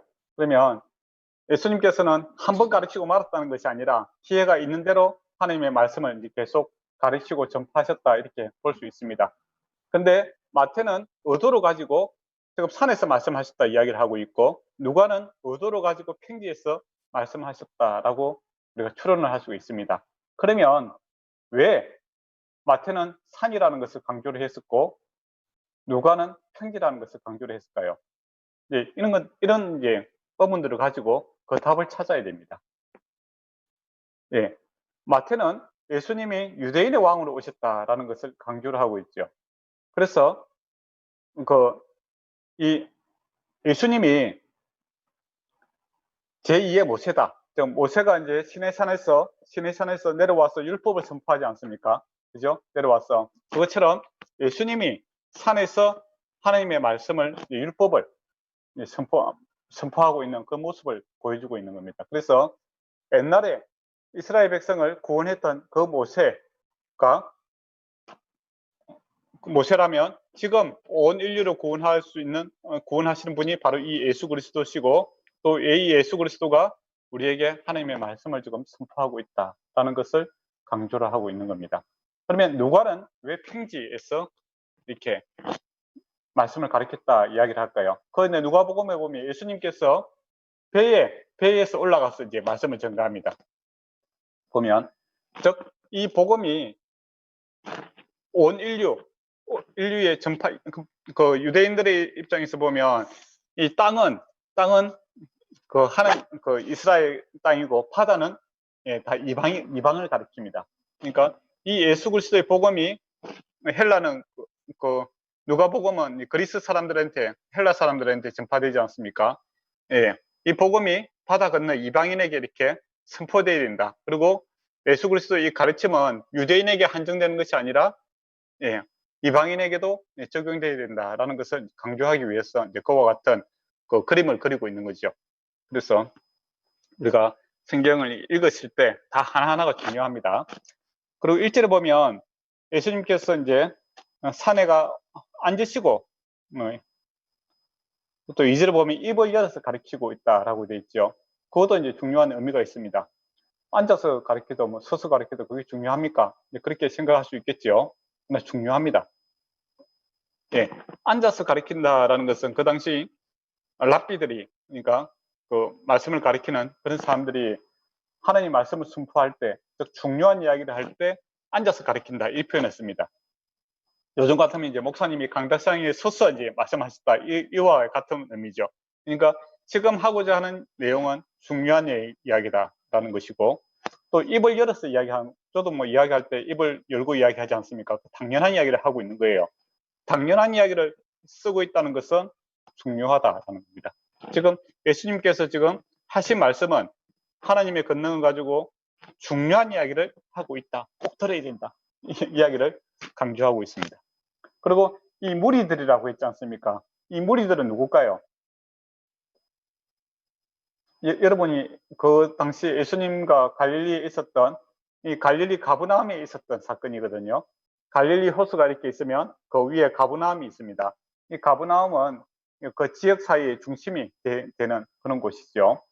예, 그 위에 이제 산이 있어요. 거기서 이제 예수님이 가르쳤습니다. 근데 그 예수님이 가르칠 때 주변에 있었던 사람들을 여러분 생각해 보세요. 일단 갈릴리 지역이니까 학대받고 힘들고 병들고 아프고 귀신 들리고 그런 사람들이 왔는 거예요. 그죠? 예, 그러니까 예수님 눈앞에 있는 사람들은 세상에서 보면 극히 소외된 사람들입니다. 불쌍한 사람들이고 별 볼 일 없는 사람들이죠. 예, 그 사람들을 가르치고 있다라는 겁니다. 근데 그들을 가르쳐서 입을 열어서 제일 먼저 이야기하는 것이 저와 여러분이 알고 있는 이 팔복음입니다. 팔복음. 예, 그러면 팔복음은 이제 어떻게 내용을 다 보면 사실은 하나의 그 모습을 이야기를 하고 있는 거예요. 예, 우리가 이제 사모님 안 보이네. 사모님 얼굴을 여러분 딱 보시면 예, 예쁘다. 이제 감탄사에 놓을 수가 있겠죠. 예, 있어서 하는 이야기는 아니에요. 예, 눈도 예쁘고, 예, 입도 예쁘고, 코도 예쁘고, 뭐 이렇게 8가지 다 이야기를 해요. 그러면 예, 한 사람에 대해서 이야기하는 거잖아요, 그죠? 8개가 따로 있는 내용이 아니라 하나의 사건에, 하나의 사람에 대해서 동일하게 이야기를 하고 있는 거예요. 그것처럼 이 팔복음도 이 하나의 모습, 하나를 갖다가 다양하게 좀 표현하고 있다, 이렇게 보시면 됩니다. 그리고 이 원문에 보면 이게 감탄사도 있어요. 오, 심령이 가난한 자요, 복이 있도다. 그렇게 시적인 표현으로 되어 있습니다. 그러니까 예수님께서 자기 앞에 있는 사람들을 딱 보고 감동을 하고 있죠. 오, 이 사람들이 천국이다. 예, 아름답다. 복 있다. 그런 식으로 이제 감탄을 하고 있는 겁니다. 근데 인간적으로 눈으로 보면 그만큼 감동할 수 있는 사람들이 아니잖아요. 그죠? 나중에 이 무리들이 마치고 나면 자기들 이제 도시락도 없어갖고 예수님께서 500이의 기적을 행해야 되지 않습니까? 그러니까 인간적으로 보면 자기 밥그릇 하나 챙기지 못하는 그런 가난한 자들이었습니다. 근데 그들을 보고 예수님께서 감동을 하고 있어요. 이들이 천국이다. 이들이 복 있는 자들이다. 이렇게 감동을 하고 있다는 겁니다. 그리고 이 팔복은 3절에 보면 첫 번째도 천국이 있고 마지막도 10절에 보면 천국이 그들의 것입니다 라고 했죠. 그러니까 처음도 천국을 이야기하고 마지막도 이렇게 천국을 이야기하고 있습니다. 그러니까 이 천국의 모습을 대해서 주님께서 이야기를 하고 있다라는 겁니다. 네. 그리고 이들은 누구냐 하면 바로 예수님 앞에 있는 그들이 천국 안에 있는 복된 사람들이다라는 것이죠. 그러고 보면 그 예수님 앞에 있는 무리들은 그들이 복되고 천국에 있는 이유는 예수님과 함께 있기 때문입니다. 그래서 저와 여러분도 세상 사람들 보기에는 뭐 아주 극히 평범한 사람들이고 그런 사람들이죠. 그러나 주님께서 저와 여러분을 볼 때 와, 복 있는 사람들이다 이렇게 감동을 하고 이렇게 보시고 있다라는 겁니다. 그러면 이 복 있는 사람, 천국의 백성들의 모습은 어떤 특징을 갖고 있는가? 첫 번째가 심령이 가난하다라고 되어 있습니다. 여기서 가난하다라는 표현은 기아 상태에 있는 것을 이야기합니다. 우리가 이제 뭐 유엔 기구 같은 데 보면은 애들이 막 이렇게 홀쭉한 애들이 있죠. 정말 배가 이렇게 나오고 뭐 굶어 죽기 직전에 기아 상태에 있는 그 가난을 표현할 때 바로 이 가난하다 이 표현을 쓰고 있습니다. 그러니까 내 힘으로는 내가 스스로 숟가락 하나 들어서 먹을 수 없는 어찌할 수 없는 그런 절대적인 그런 무지와 무능을 이야기하고 있는 거죠. 그런 사람이 복이 있다 이야기합니다. 그러니까 이 말은 내 힘으로는 도저히 천국 갈 수 없다. 내가 바울이 이야기하는 내가 악의 개수다. 이런 표현들이죠. 내가 죄인 중에 죄인입니다. 이런 사람들이 천국을 심령이 그런 자들 내 힘으로는 도저히 천국 갈 수 없다. 라는 걸 고백하는 자들이 천국을 들어갈 수 있다라는 겁니다. 그런 의미에서 바리새인들은 천국과는 관계없는 자들이죠. 자기들이 천국을 만들 수 있고 또 천국을 이룰 수 있다라고 생각하는 사람들은 심령이 가난한 자들이 아닙니다. 그리고 또 우리가 처음에는 이제 주님 앞에 나갔을 때 내가 죄인인지 잘 몰라요. 근데 주님을 알아가면 알아갈수록 내가 얼마나 절대적으로 천국 가기에는 부족한 자다라는 것을 알게 되지요. 그와 동시에 하나님이 예수님께서 나와 함께 함으로써 천국 백성 된 것이 얼마나 큰 은혜다라는 것도 동시에 알아가게 됩니다. 그 사람들이 천국 갈 수 있다라는 것이죠. 그래요. 회개하라 천국이 가까이 왔느니라 이렇게 하잖아요. 내가 내 힘으로 천국 못 간다는 알아야 회개하잖아요. 그 사람이 천국에 들어가는 겁니다. 그런 사람의 특징이 뭐냐면 애통하는 겁니다. 자기 죄 때문에 우리가 회개라는 걸 하지 않습니까? 내가 이렇게 죄된 삶을 살았구나. 내가 또 이렇게 무시하거나 무능하구나. 내 힘으로는 어찌할 바를 모르겠습니다. 주님, 이렇게 애통하는 그런 모습이 이제 거기에 나타나게 되는 거죠. 그런 사람들은 주님께서 어떻게 하신다는 겁니까? 위로하신다라고 되어 있습니다. 그래서 저와 여러분이 주님 앞에 회개하고 애통하고 나아갈 때 주께서 우리를 위로케 하는 그런 것들을 경험하게 되는 겁니다. 그리고 온유한 자가 복이 있다라고 이야기합니다. 여기서 온유하다라는 것은 좌로나 우로나 치우치지 않는 그런 모습입니다. 즉 우리가 동양적에서 말하는 이 온유는 뭐 이래도 좋고 저래도 좋은 사람이 아니라 여기서 온유는 기준이 분명한 사람이 운영하는 겁니다. 순종의 의미가 들어가 있는 거죠. 그래서 가나안 땅을 차지하는 것도 보면 어떻습니까? 좌우는 우르는 치우치지 않고 하나님 말씀에 의지해서 나아가는 사람들이 가나안 땅을 차지하지 않습니까? 그것이 성경에서 말하는 이 온유의 모습이다라는 겁니다. 그래서 그 애통하는 내 힘으로 살 수 없다. 내가 알고 있는 것으로 살 수 없고 내 능력으로 살 수 없다라면 주님 주시는 말씀에 내가 순종하며 나가겠다 이거죠. 그런 사람들이 하나님의 기업, 즉 하나님께서 땅을 주시겠다 이렇게 이야기를 합니다. 네. 그래서 아까 처음에도 말씀드렸지만은 먼저 그 나라와 그 의를 구하는 것, 그래야만이 이 모든 것이 되어진다 이렇게 이야기하고 있지 않습니까? 이 땅이라는 것은 삶의 영역이거든요. 이 삶의 영역이 주님 말씀에 순종할 때 이게 확장이 되는 것을 보게 되죠. 그래서 우리의 삶을 이렇게 안정되고 또 풍요롭게 만드는 것이 우선순위가 믿는 사람에게는 바로 하나님의 말씀에 순종하며 주의 말씀을 따라가는 겁니다. 그런데 믿지 않는 사람들에게 이게 적용이 되지 않아요. 믿지 않는 사람들은 자기 힘으로 살아야 됩니다. 자기 힘으로. 밤낮 자기 힘으로 살아야만이 구해줄 수 있고 능해질 수 있고, 그러나 우리 믿는 사람은 하나님의 말씀에 순종을 해야만이 그 길이 열리게 되는 것을 여러분이 경험하게 될 겁니다. 그리고 이런 사람 의에 줄이고 목마름이 생기는 거죠. 무슨 말이냐면 이제 우리가 좀 기아 상태에서 힘이 생기지 않습니까? 우리가 힘이 생기면 누워 있다가 좀 뭔가 움직이고 뭔가를 해봐야 되겠다 이런 생각이 들지요. 주님께서 우리에게 생명을 주시고 회복이 되니까 내가 뭔가를 해봐야 되겠다 이제 그런 마음이 생기는 겁니다. 그래서 의에 줄이고 목마름 현상이 생기는 거죠. 그래서 이 신앙에 있어서 영적인 부익부 빈익빈 현상이 반드시 나타납니다. 하나님에 가까이 할수록 하나님을 더 알아가고 싶고 주의 말씀을 순종하면 할수록 주의 순종하는 것이 복이 된다라는 것을 알므로써 주의 말씀과 또 찬양과 기도에 더욱더 힘쓰려고 애를 쓰는 사람이 되죠.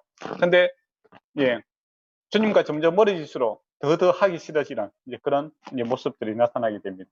그러나 하나님께서 힘 주시면 더욱더 하나님을 찾게 되는 영적인 굶주림, 목마름이 생기는 거죠. 이게 신앙이 없어서가 아니라 생명이 있기 때문에 주님을 더욱더 갈망하게 되는 그런 현상들이 생깁니다. 그때 주님께서 배부릴 것이요 채워주시겠다라는 겁니다.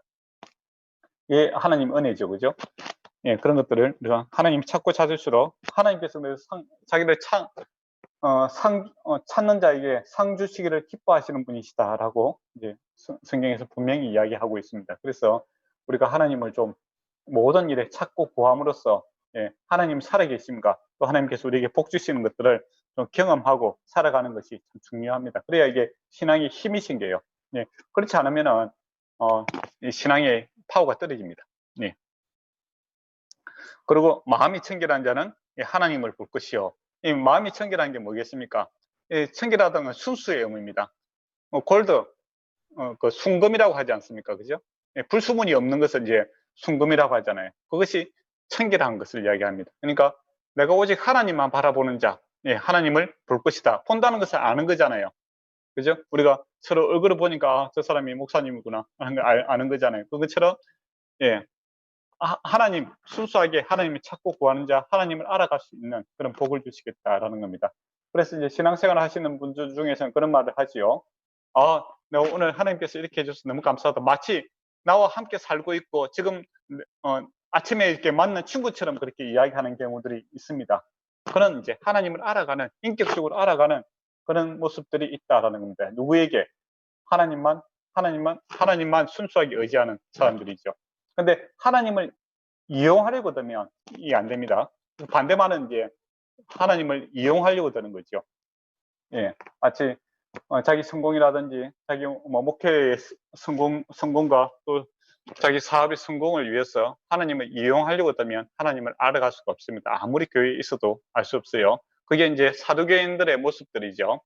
그 당시 사두개인들이 종교, 예배 이런 것들을 자기의 부를 위한 하나의 수단으로 도구로 사용하니까 살아계신 하나님을 만날 수가 없는 겁니다. 그러나 정말 하나님 사랑하는 마음으로 하나님 앞에 나오는 자들은 하나님 살아계심을 또 우리와 함께 하심을 알아갈 수 있는 복이 우리에게 주어집니다. 그리고 합행케 하는 자는 복이 있다라고 합니다. 화평을 사랑하는 거, 이건 누구나 할 수 있습니다. 세계평화 이야기하는 건 누구나 할 수 있어요. 그러나 화평케 하기 위해서는 능력이 필요합니다. 그렇지 않습니까? 네, 의지와 능력이 필요한 거예요. 말만 되는 게 아닙니다. 그래서 예수 그리스도께서 그 능력을 십자가 위에서 보여주었죠. 네, 화평케 하기 위해, 하나님과 우리와 화평케 하기 위해서 십자가를 지셨고, 또 부활의 승리로서 우리에게 하나님과 관계가 화평케 되는 것을 보았습니다. 그것처럼 저와 여러분도 이 예수 그리스도의 마음을 이제 품게 되는 거죠. 화평을 위해서, 예, 내가 내 것을 내려놓는, 예, 용서하게 되고, 또 적극적으로 용서하는 거죠. 빌어야 용서하는 것이 아니라 저 사람과의 관계를 회복시키기 위해서 내가 용서하게 되고, 나는 내가 줄 의무가 없지만은 저 사람과 화평하기 위해서 나의 것을 나누어주는 그런 모습들이, 희생, 다른 말로 하면 십자가를 지는 그런 모습들이 나타나는 겁니다. 그게 예수 그리스도의 십자가의 사랑을 알기 때문에 내가 십자가를 지는 그런 모습이 바로 화평케 하는 그런 모습을 되죠. 그래서 그런 사람들이 하나님의 아들이라 이름을 받을 것이다. 예수 그리스도께서 하신 일이 바로 그겁니다.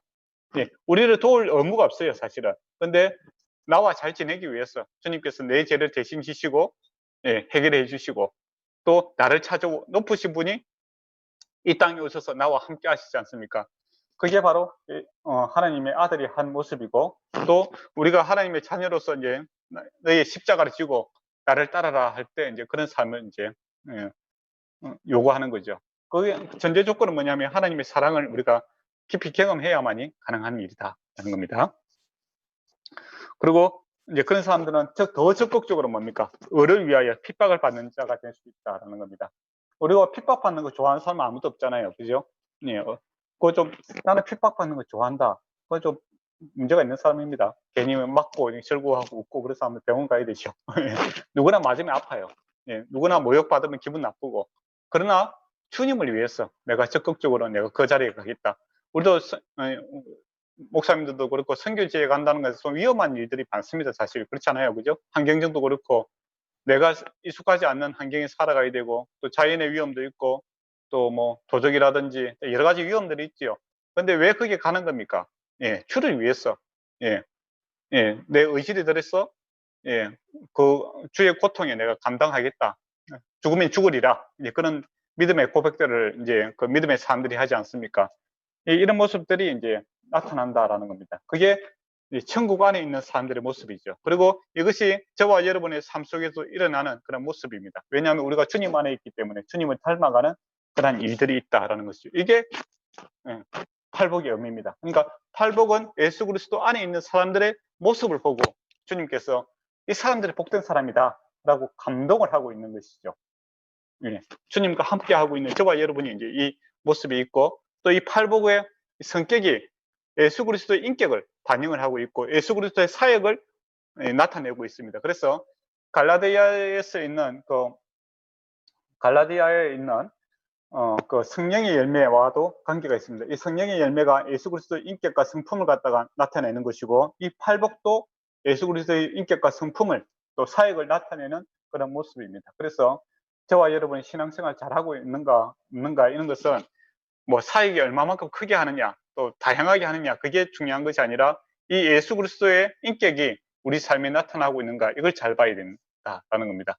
껍데기가 중요한 게 아니고 주님께서 우리의 마음을 보신다고 했지 않습니까? 내 마음이 주님의 마음을 지금 닮아가고 있는가 이게 우리가 잘 살펴봐야 됩니다. 그리고 저도 그렇고 이제 우리 목회하시는 목사님들도 그렇고 또 여러분도 그렇고 우리가 교회가 잘 되어 가고 있는가 이거 할 때 우리 안에서 이 예수 그리스도의 인격과 성품과 이런 것들이 나타나고 있는가를 잘 봐야 됩니다. 일을 보는 게 아니라 일이 잘 되어 가고 있는가 이게 아니라 우리가 사람이 얼마만큼 변화되고 있는가 이것을 우리가 주의 깊게 보고 거기에 좀 집중을 해야 된다는 것이죠. 근데 자칫 잘못하면 사람의 인격의 변화 이런 것보다도 일이 잘 되어가는 그런 쪽으로 이제 치중하다 보면은 교회는 커질 수도 있고 또 영향력을 행사할 수도 있습니다. 그러나 그곳에 그리스도의 향기가 전혀 나타나지 않는 그런 모습들이 나타나게 되죠. 그러면 우리가 주님 앞에 섰을 때 여러 가지 문제가 생깁니다. 나는 주님의 일을 열심히 했고 했는데 주님께서 나는 너를 도무지 모르겠다 그렇게 되는 일이 발생하게 되죠. 심각한 문제입니다. 그래서 지도자는 저와 여러분이 다 지도자가 되기 위해서 공부하고 있는데 우리의 관심은 주님께서 우리의 중심을 보시는 것처럼 우리도 교회 안에서 성도들의 삶 속에서 중심을 봐야 됩니다. 그게 잘 안 돼요. 근데 우리가 눈을 뜨고 있으면 눈에 보이는 것들이 보이잖아요. 그래서 눈을 감는 시간들이 필요합니다. 눈을 감고 우리의 중심, 나의 중심, 또 그들의 중심을 늘 살피시는 그런 삶이 되었으면 좋겠습니다. 그리고 이러한 팔복에 있는 사람들이 세상과의 관계가 어떤가라고 했을 때 바로 빛과 소금이다 이야기를 하고 있죠. 소금이 되어라 이게 아닙니다. 소금이다 라고 합니다. 존재를 이야기하고 있죠. 변화를 이야기하는 것이 아니라 존재를 이야기하고 있습니다. 너희가 세상의 빛과 소금이다 라는 겁니다. 근데 그 무리들 보면 그 세상의 빛과 소금의 역할을 할 수 있는 그런 요소가 없어요. 그런데 예수님이 함께 함으로써 그들의 빛과 소금이다 그렇게 이야기를 하고 있습니다. 그래서 저와 여러분도 세상에서 보면은 우리가 뭐 백망장자들도 아니고 또 뭐 위대한 학자도 아니고 그냥 평범한 사람들입니다. 그러나 주님께서는 저와 여러분을 세상의 빛과 소금으로 보고 있습니다. 이 소금은 이제 어떤 의미를 갖고 있을까요?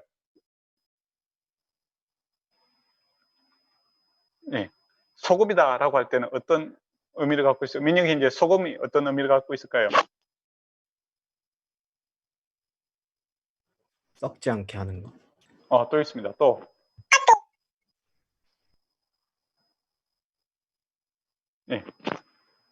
V는 두 개가 있다는 거죠.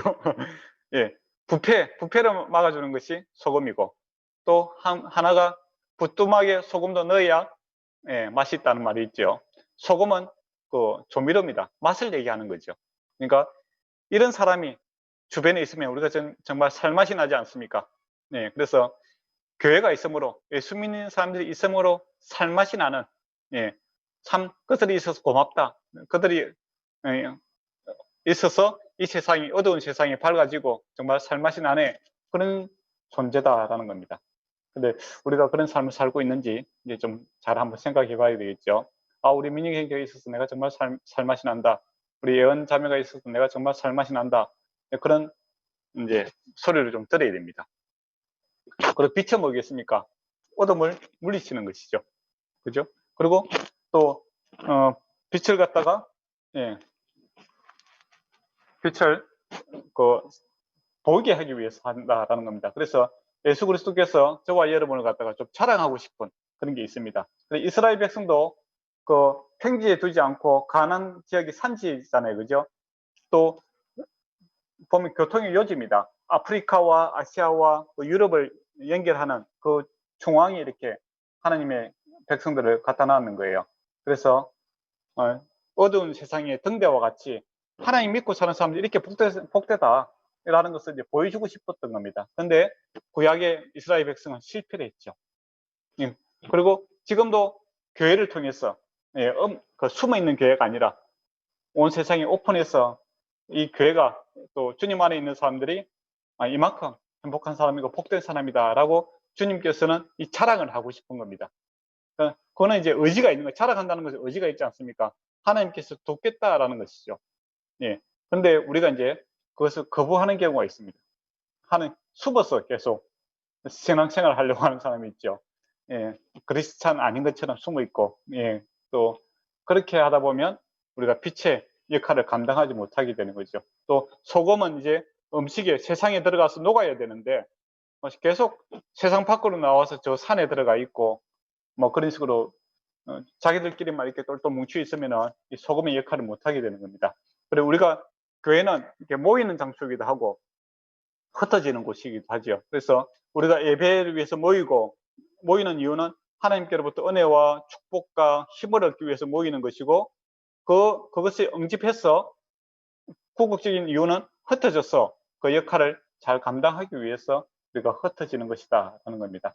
그래서 세상의 빛과 소금은 주님이 함께 할 때 가능한 일이다 라는 겁니다. 그래서 저와 여러분이 빛과 소금이 되기 위해서 필요한 것은 뭐 세상의 돈이라든지 뭐 권력이라든지 더 많은 지식이 아니라 예수 그리스도가 필요한 겁니다.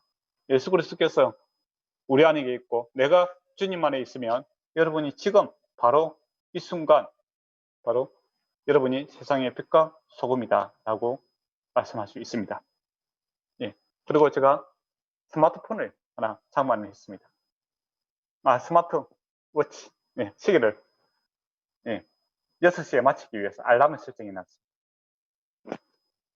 예, 55분 되었습니다. 지난 시간처럼 또 제가 시간을 더 많이 하면 안 되기 때문에 알람을 설정해 놨습니다. 지금부터 오늘 배웠던 것까지 혹시 질문이라든지 그런 거 있으면 서로 묻고 답하는 시간들 가졌으면 좋겠습니다. 많이 물어봐 주시기 바랍니다. 목사님, 네, 저기 그 아키 사모님으로부터 질문이 왔습니다. 네, 네, 4장을 보면 그 예수님의 그 전도하시는 그런 모범을 저희가 네, 볼 수 있는데요. 그것은 하나님의 나라의 그 희망과 복음을 전하는 것, 그리고 그 소수정예의 그런 제자화, 그리고 군중을 향한 그런 구체적인 그런 치유, 그런 것들이 이제 다수 이제 보여주는데, 근데 이제 그것을 봐서 5장에 보이는 것처럼 그 병을 고치시고 또 예수님에게 따랐던 그런 군중을 향해서 그러니까 그 어떤 말씀을 전하시는 것을 봅니다. 근데 이제 믿지 않는 사람을 그 믿음으로 인도하기 위해서는 먼저는 그 실제적인 그런 필요를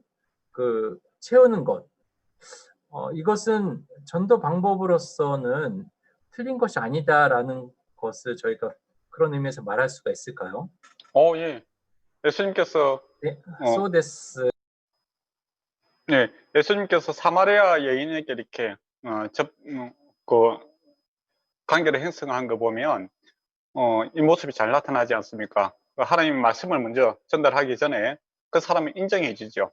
예, 그러니까 사마리아 여인과 그 유대인들은 원래 상종을 안 하는 겁니다. 근데 나에게 물을 좀 달라라는 것은 당신도 나를 도와줄 수 있는 그런 사람이고 또 나와 교제할 수 있는 사람이다라고 인정을 하고 그의 결핍을 갖다가 그러니까 채워주는 그 관계 회복, 인간적인 관계 회복에서 시작해서 나중에는 예배로 들어가게 되고 그 사람이 예배에 대해서 궁금하게 만들어서 결국에는 그를 구원해내는 그런 모습을 보게 되지 않습니까?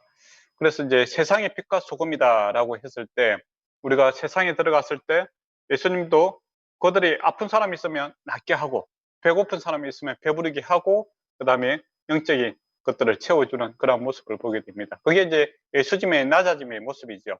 예수님은 하나님이시기 때문에 배고픔 이런 거는 모르잖아요. 그런데 이 땅에 오셔서 인간의 그 육신을 입으시고 우리의 체율, 즉 우리의 연약함을 체휼하심으로 우리와 똑같이 되시고 나서 이제 더 나은 영적인 세계를 이제 채우시는 그런 것을 보게 됩니다. 그런 의미에서 우리가 세상 사람들 전도하게 될 때 그들의 모습 있는 모습 그대로 수용하고 또 그들의 결핍을 주님이 채워주신다라는 것을 이제 말씀하고 또 주님께서 실제로 역사하시는 것을 경험하게 되죠. 근데 우리는 한계가 있지만 우리는 최선을 다할 뿐이고 사람을 구원하시는 일은 또 하나님께서 하시는 일입니다. 그렇다고 믿지 않는다고 해서 우리가 미워할 필요는 없고, 예, 믿지 않더라도 우리가 원수를 사랑하라라고 이야기했으니까 사랑해야 되겠죠. 그렇지만 또 그 사람을 변화를 일으키는 것은 하나님의 몫이지, 하나님의 영역이지 또 우리가 할 수 있는 영역은 아니다라는 겁니다. 그래서 때를 얻든지 못 얻든지 전도를 하고 또 하나님의 말씀을 증거하는 것은 또 하나님의 사랑을 우리가 증거하는 것은 우리가 해야 될 일이고 결과에 대해서는 하나님의 영역이다라는 것을 인정하고 이렇게 받아들이는 것도 필요하다라고 생각합니다. 그런데 우리가 이제 씨를 뿌리고 나서 내가 거두려고 하는 그런 마음들이 있죠. 그러다 보니까 우리가 낙심하게 되고 실망하게 되는 그런 일들도 이제 발생하게 되는 것 같습니다. 예. 혹시 답이 되었습니까?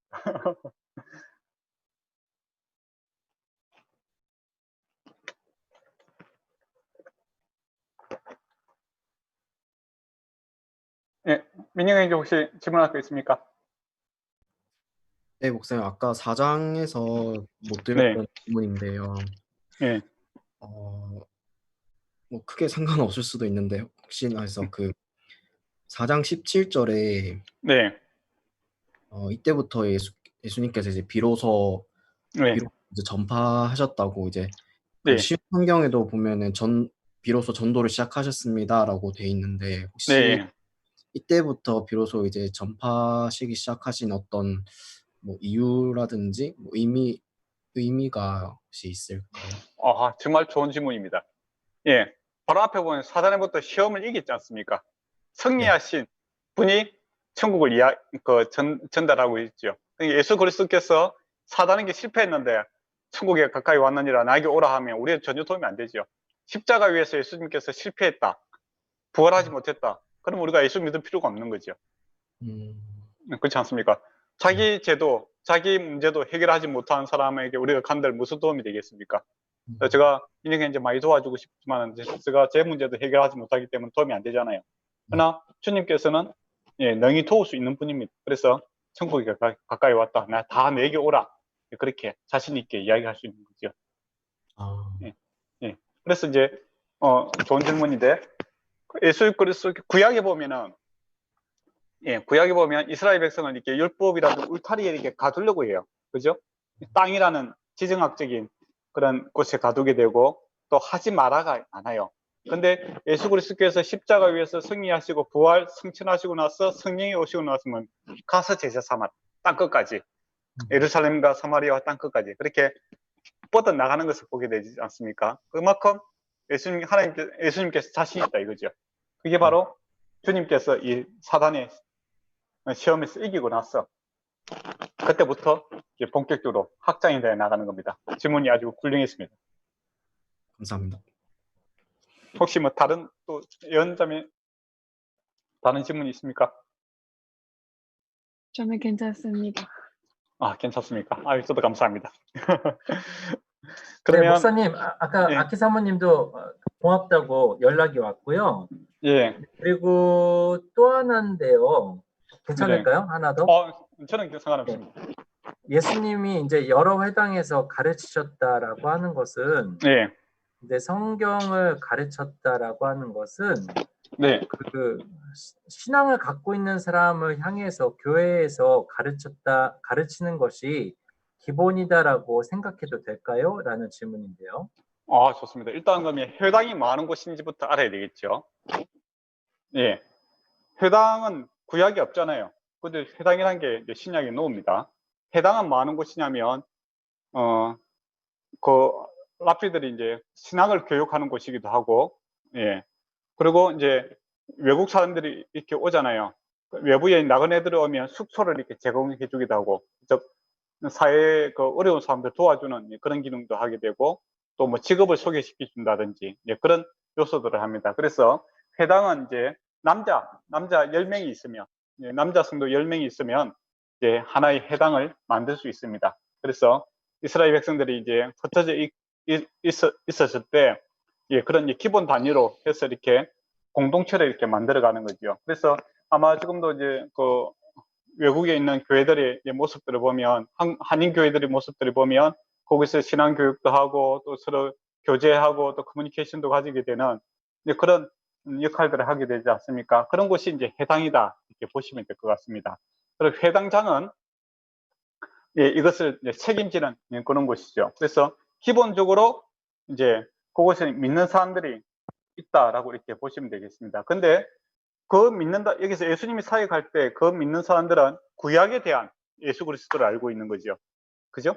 그래서 예수님께서 가르침으로써 그 구약에서 말씀하시던 그 유대인의 왕이 바로 이 예수 그리스도다라고 이렇게 설교를 하고 복음을 바로 제시하고 있는 것이죠. 그래서 우리도 이제 믿는 사람들에게 계속 하나님 말씀을 가르쳐야 되는 것은 예수 그리스도의 깊이와 넓이를 더해야 되는 그런 게 있습니다. 그래서 예수 그리스도 그냥 사형리 안다고 해서 그게 끝이 아니라 예수 그리스도의 넓이와 깊이를 알아가기 위해서 교회는 끊임없이 가르치고 교육해야 되는 그런 곳이다라고 이렇게 볼 수 있고, 또 복음이 유대인들에게 먼저 전파되고 그다음에 이방인에게도 넘어가는 것을 보게 됩니다.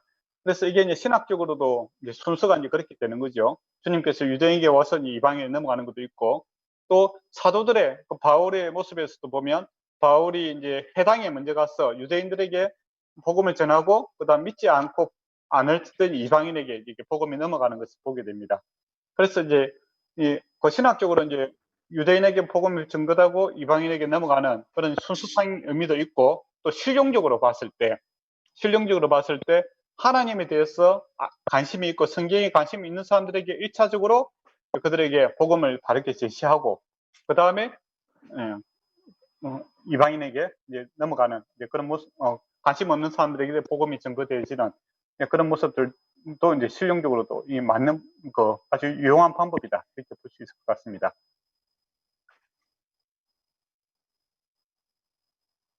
네. 혹시 다른 질문이 있습니까? 저는 질문을 좋아합니다.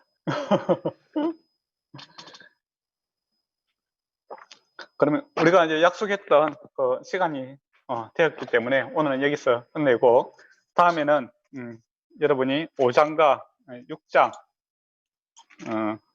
또 7장까지 한번 읽어보시면 좋을 것 같습니다. 그리고 또 궁금한 거 있으면 또 여러분이 질문해 주시면 많은 도움이 될 것 같습니다. 네.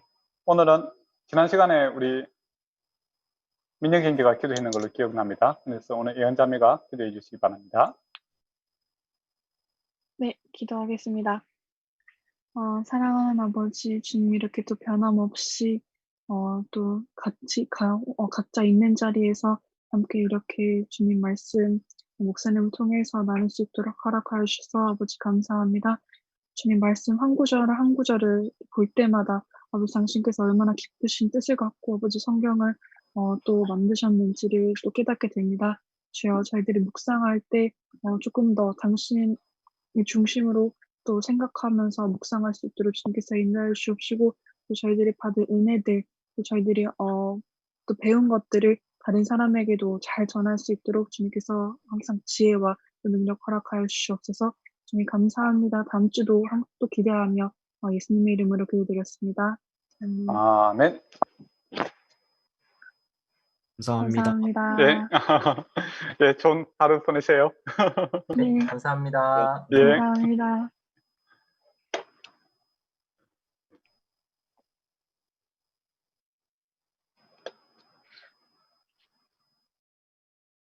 사모님 감사합니다.